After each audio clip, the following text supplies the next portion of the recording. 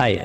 ദുബായിയെ കുറിച്ച് തന്നെയാണ്. ദുബായ് വീണ്ടും വീണ്ടും നമ്മൾ അത്ഭുതപ്പെടുത്തിക്കൊണ്ടിരിക്കുകയാണ്. പ്രകൃതിയോടും മനുഷ്യരാശിയോടുമുള്ള ഈ രാജ്യത്തിന്റെ കമ്മിറ്റ്മെന്റ് ലോകത്തെ സംബന്ധിച്ച് ഇന്ന് പുതിയൊരു വാർത്തയുണ്ട്. സയൻസ് ആൻഡ് ടെക്നോളജിയുടെ ഏറ്റവും മികച്ച സാധ്യതകൾ ഉപയോഗപ്പെടുത്തി പറക്കും ടാക്സികൾ വരെ അവതരിപ്പിച്ച് മനുഷ്യന്റെ ജീവിതം കൂടുതൽ സുഗമമാക്കാൻ ശ്രമിക്കുമ്പോൾ അതേസമയം തന്നെ മറുവശത്ത് ജീവന്റെ ഏറ്റവും ചെറിയ കണികളോട് പോലും എത്ര സത്യസന്ധവും ആത്മാർത്ഥവുമായിട്ടാണ് ഈ രാജ്യം പ്രതികരിച്ചുകൊണ്ടിരിക്കുന്നത്. UAE ഗ്രീൻ അജണ്ട 2030 ഭാഗമായി ഷേഖ് ഹംദാൻ അനൗൺസ് ചെയ്ത കോറൽ റീഫ് പ്രൊജക്ടിനെ കുറിച്ചാണ് ഞാൻ പറയുന്നത്. സസ്റ്റൈനബിലിറ്റി എൻവയോൺമെന്റിന് ഈ രാജ്യം എന്തുമാത്രം കമ്മിറ്റഡ് ആണ് എന്നതിൻ്റെ ഒരു പുതിയ പ്രകടമായ തെളിവ് കൂടെയാണ്. ദുബായ് തീരത്ത് 600 സ്ക്വയർ കിലോമീറ്റർ പരിധിയിൽ 20,000-ഓളം ചെറുതും വലുതുമായ പാറക്കെട്ടുകൾ സ്ഥാപിച്ച് 600 സ്ക്വയർ കിലോമീറ്റർ എന്ന് പറയുന്നത് 85,000 ഫുട്ബോൾ ഗ്രൗണ്ടിന്റെ അത്രയും വലുപ്പത്തിലുള്ള സ്ഥലത്ത് കോറൽ റീഫുകൾ സ്ഥാപിച്ച് അതുവഴി മത്സ്യസമ്പത്തിനെ പരിപോഷിപ്പിക്കും.